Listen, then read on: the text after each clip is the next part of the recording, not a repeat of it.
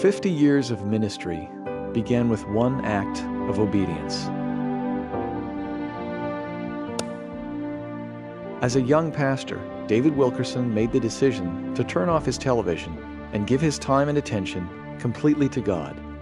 It was a decision that would have immeasurable impact on his life and ministry. Born on May 19, 1931, in Hammond, Indiana, David Ray Wilkerson was the second child of Kenneth and Ann Wilkerson. David grew up with 4 other siblings, with the eldest being Juanita, a younger sister Ruth, and 2 younger brothers, Jerry and Don. Through the godly influence of a long lineage of clergy, this child would one day find his calling behind the pulpit. But it would not end there. Unbeknownst to him, the counsel of father and grandfather would serve as a poignant reminder as he would soon begin his journey through the unfamiliar streets of New York, the United States, and the rest of the world.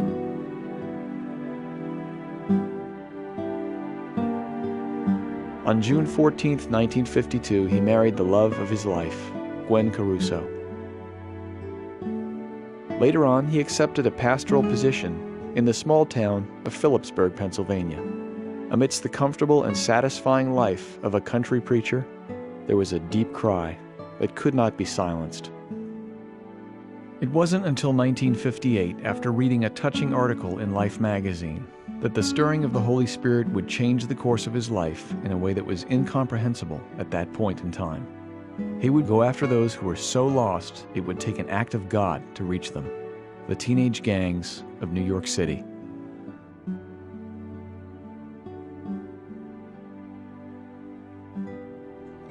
This trip changed his life forever. David Wilkerson's burden for the lost of the city increased and gave birth to Teen Challenge, a nationwide ministry to reach out to people with life-controlling habits. Teen Challenge became primarily a drug prevention program, an inpatient care center, and I had to set up the home in Brooklyn.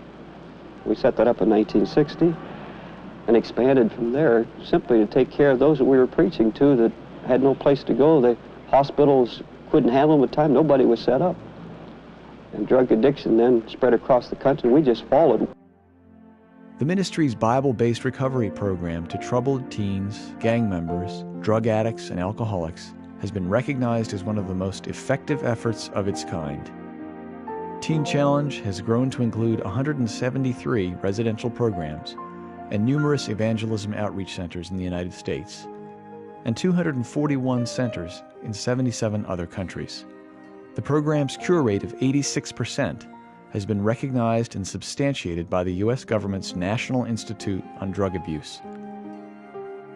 Today, many Teen Challenge graduates serve as ministers and missionaries throughout the world.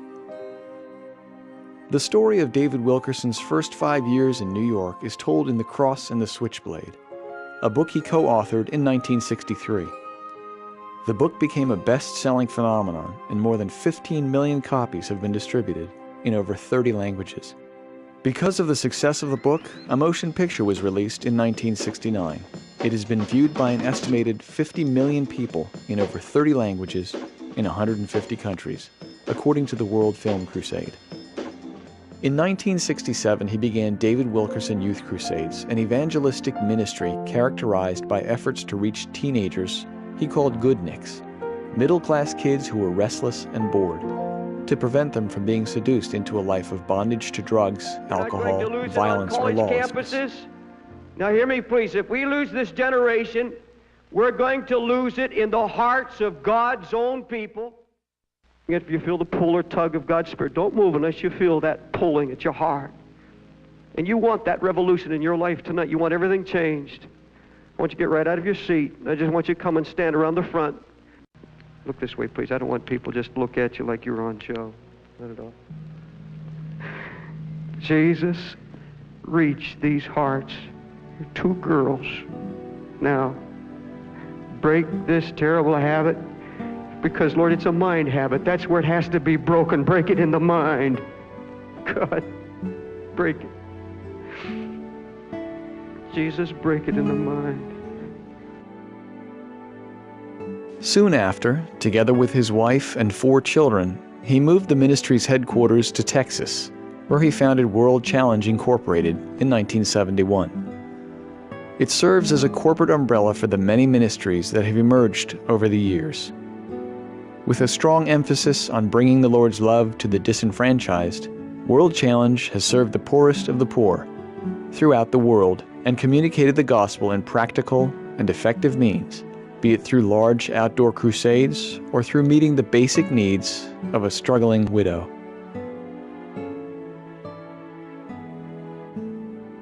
In 1986, David and Gwen came back to New York City for a street rally. Walking down 42nd Street one night, he began to see the extent of its depravity. It was then and there he began to weep over this lost city. Through this travailing, a church was born in the heart of New York. Times Square Church has stood at the world's crossroads as a church that seeks out the lost, the addicted, and those seeking true fulfillment through the power of the risen Christ. After many years of pastoring, God placed a burden in his heart for pastors and their spouses. To date, David Wilkerson and his son Gary have ministered in over 40 countries, holding conferences that bring about a renewed passion for Christ. Their messages have stirred, encouraged, and edified everyone from national church leaders to local lay ministers. This is what the Lord has entrusted him with. This is the fruit of his obedience. Thank God for family. Thank God for ministry. Thank God for 50 years of ministry. But folks, it's boiled down to one issue, one desire. It's more than wanting to be loved and appreciated or the cheers and the praises of man. It's more than being comfortable and knowing that you're secure in your old age and you've got some retirement plan or so. That means nothing. It comes down to this one issue.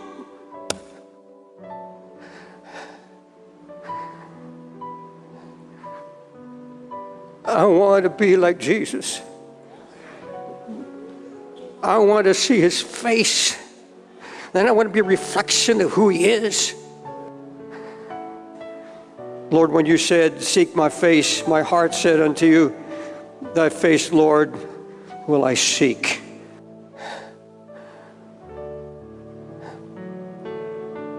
That's the answer. After 55 years of ministry in over 50 nations, David Wilkerson humbly reflected on the events of his life and asked the Lord this simple question: what might I do for you at this stage of my life? How might I best put to use all that you have given me? And God's response was as simple, as clear, and as tender as anything he had heard him speak in 78 years. David, feed the poor. With this simple instruction as its foundation, Please Pass the Bread was born, a ministry which reaches into the darkest slums around the world to develop sustainable feeding programs and bring the gospel to those in most desperate need.